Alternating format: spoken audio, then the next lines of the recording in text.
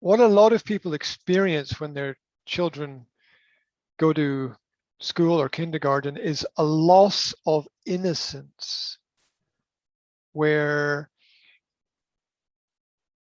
you learn very quickly that the world is bigger and wider and more dangerous than you thought. Yep. That it's a loss of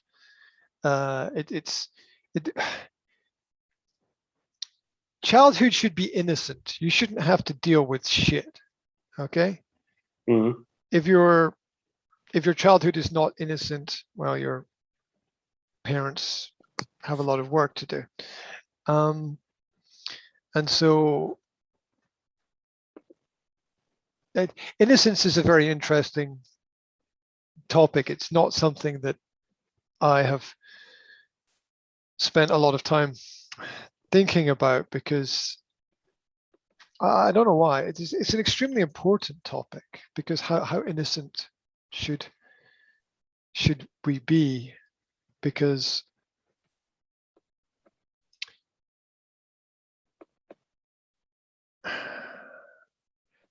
parents always tell children to not tell lies.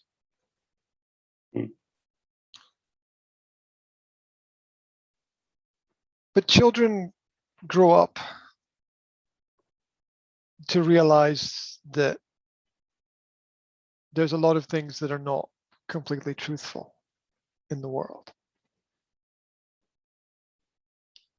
So my question is, are parents really preparing their children for the future when they tell them not to tell lies? Not that they should tell their children to tell lies, but is that really the right lesson that we want our children to learn? Because personally, I think that one of the best skills that children can learn is the ability to discover and recognize a lie. So to tell children not to tell lies is a little bit of the wrong focus. It's not that it's important not to tell lies, it's important to recognize lies so that we know what to avoid. It's the difference between, telling someone not to crash and explaining to someone how to drive the car properly. Telling a child don't tell lies is a bit like saying don't crash the car. But explaining to children how to recognize lies is explaining to them how to drive properly. And that makes a big difference. And that is a key part of understanding the element of innocence, which is the development of trust, or realizing who you can trust and what you can trust them for. Because we trust a doctor with different things from that which we trust a mechanic. Right? We trust a doctor to perform the operation, we trust a mechanic to fix the car. And that understanding of who we can trust to do specific tasks is a very important life skill, so that we don't get tricked or fooled. A lot of older teenagers and say young people end up in a situation where they say, somebody broke my heart, right? They fall in love and whatever that means. And they get hurt. Somebody broke my heart. No, nobody broke your heart. You trusted the wrong person. You trusted the wrong person with the wrong things. It's not their fault that your heart got broken. It's your fault that your heart got broken. It's a bit like lending your car to somebody and they crash it, right? You lend your heart to somebody and they can destroy it. You don't want to lend your car to the wrong person the same way you don't want to lend your heart to the wrong person, because you will get crushed and destroyed. And that is part of discernment. It's knowing who to trust. It's making the right decisions about those things. And that is, you know, recognizing who you can trust for different things. The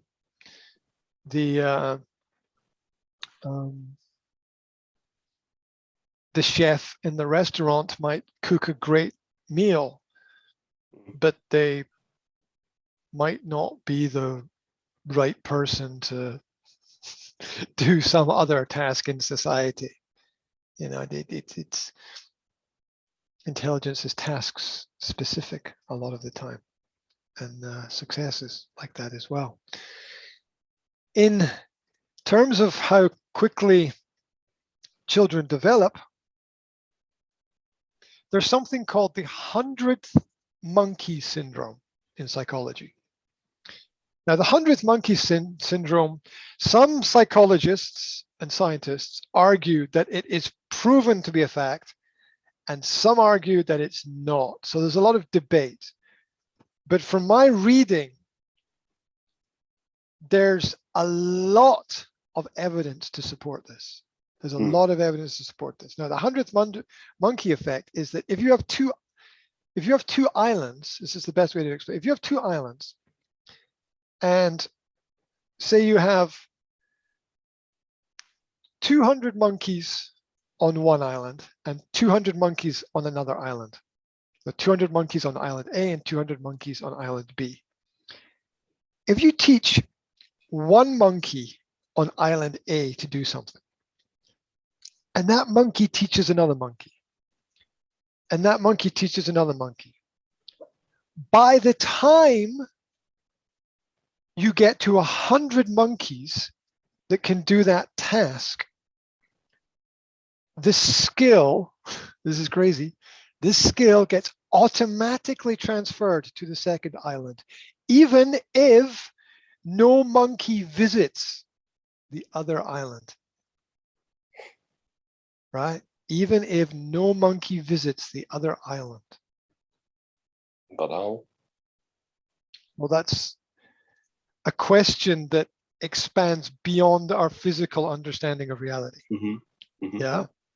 How does this particle, you know, how is this pen solid, yet it's made up of 90% space? More than 90% of this pen is empty space, but it's solid, right? That's a contradiction, right? That shouldn't be. It shouldn't be, but it is.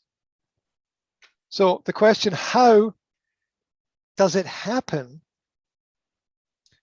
is the same answer as we don't exactly know yet, or there's something beyond that which we understand. But it's called 100th monkey syndrome, that you don't have to teach anybody anywhere else if a certain number of people know something in one place. That skill is somehow through human psychology. How does the radio signal get from the BBC in London to my television or my phone or my computer? How does it get here? How does it get here? It flies through the air. You believe that? You believe it flies through the air. That's how it gets here, right? And we all accept that as normal. It's normal, right? That's normal. That's normal. The World Cup final in Brazil is flying through the air to your television, right? That's how it gets to you. It flies through the air. Is it so crazy to think that that can happen between people? That's not crazy. It already exists. It already exists. And so the point I want to make is about learning and development. You teach one monkey, and that monkey teaches another monkey. Eventually 100 monkeys know. By the time 100 monkeys know, every monkey knows. What does that mean? Two important things. Number one, you don't have to teach everybody. You only need to teach one person. And number two, a monkey is always a monkey. They don't develop to be anything else. Now, the reason for understanding that is the application of that in learning. Anything that any one of those students or children in kindergarten knows becomes the collective knowledge of all the students in the kindergarten. The good and the bad, right? The good and the bad. There's no wall in the mind, really. And try to put up a wall, but there's no wall in the mind, really. It just absorbs information. You can't stop it. It's good and bad. Yeah. But a monkey is always a monkey. The limitation of the knowledge is contained within the environmental aspect of the control of the education, which is that you won't, if monkeys are only teaching monkeys, you're going to be very limited in your full spectrum understanding of knowledge and growth. And what happens at the beginning is that the monkey who does know teaches the monkeys who don't know very quickly. Very quickly. Like, and everyone knows. But after that, everything stops. Because there's no new environment to experience. It's the same place. And so if you only stay in the same place, with the same people, having the same experience, you don't grow. There's an initial zoom where everything happens very quickly. But after that, it levels out and doesn't go anywhere.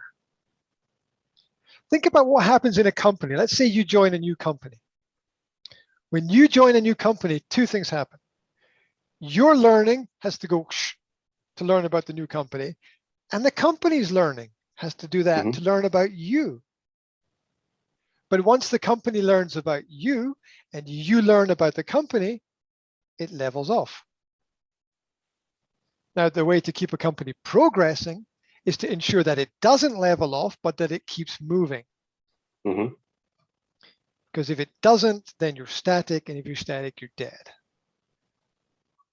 And learning is the same principle, especially with children, and more important with children, because there's something in the brain called neural network pathways. And these are the connections that form as a person grows. And with our limited science, we don't know everything, but one of the things we do know is that new stimulus from new environments causes growth in the brain. And it causes new neural network pathways to connect. It's like building new roads. Yeah. It's like building new roads in the brain. And if you don't have consistent new environments with new people and new experiences, the roads don't get built. You spend all your time driving on the old roads and you don't get anywhere. And what happens with almost all children, younger children, in nursery and primary school is that the initial learning curve is very fast, but then it levels out very quickly and it doesn't go anywhere because there's no new stimulus that comes in. When you enter a new environment, there's new stimulus. Yeah. Think about if you always go to the same pub, right? If you always go to the same pub, there's kind of nothing new.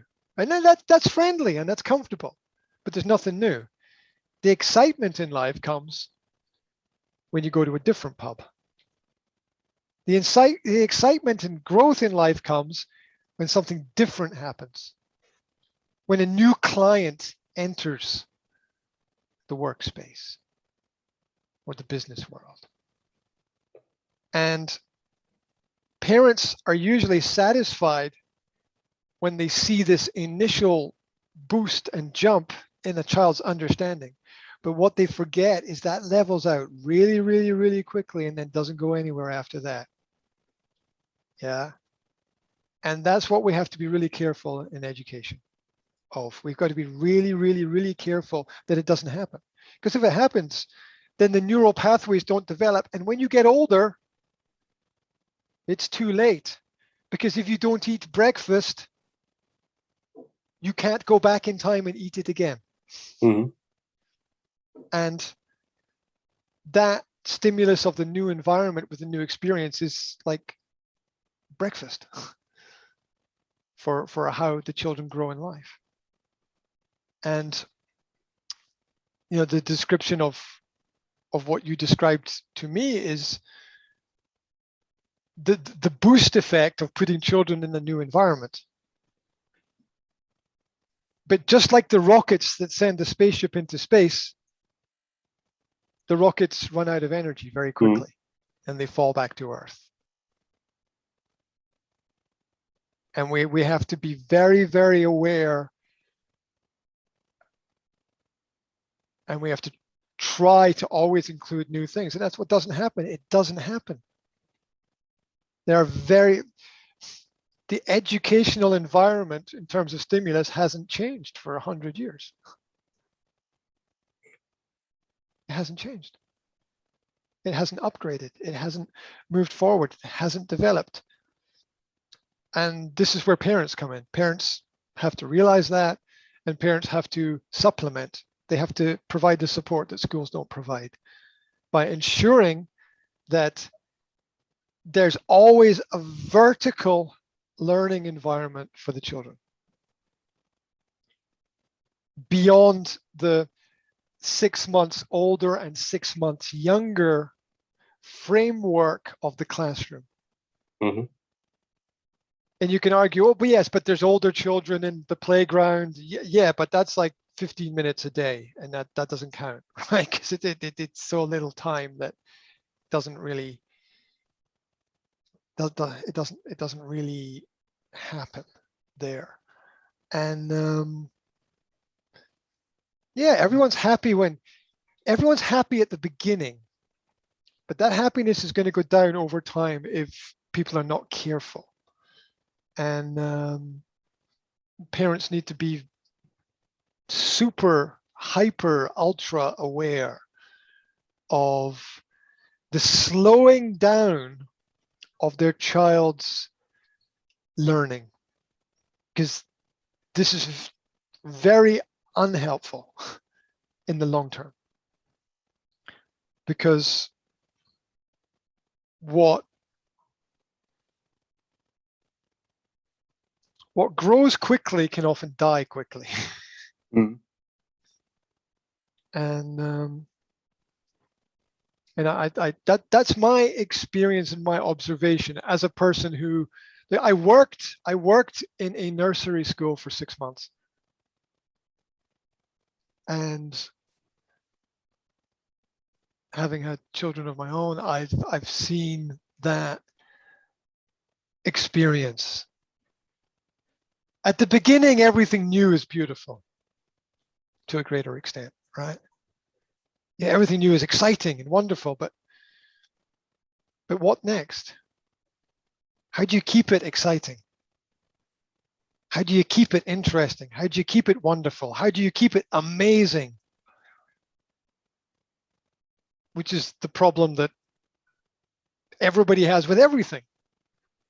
How do you continue to be good? You know? It's very easy to play one good game, to play one good match. But how consistent are you at playing a good match every day, every time? It's clearly a visible, important expectation in things like sport, but we forget about it in terms of education. And education, I would argue, is often as important, sometimes more important than sport. So we need to be really careful with that. And we can use that to our advantage. If we remember that when you have, when you have 3 kids, right, it becomes evident very quickly that you don't have to teach all 3 kids. You don't have to teach all 3 kids. If you teach one child, then the other 2 children will almost automatically pick up the same skill. You still need to direct attention and care and help them develop and grow and nurture natural abilities and invite new experiences. But you don't need to focus on teaching the same thing to everybody. Most commonly, because if they need it, they'll work it out, or they'll ask somebody. Yeah. Which is why giving 30 people at the same time the same problem is kind of pointless, when you could give 30 people at the same time 30 problems.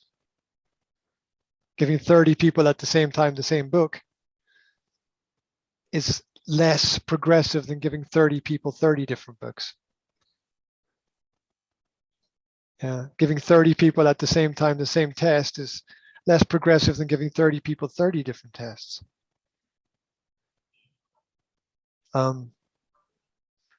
We want to standardize our equipment, but we don't want to standardize our children because that would be a limitation on their future. And I would argue that happiness requires a future that doesn't have, or that has less limitation in it, and more freedoms. Does that make sense? I don't know. Does that make sense?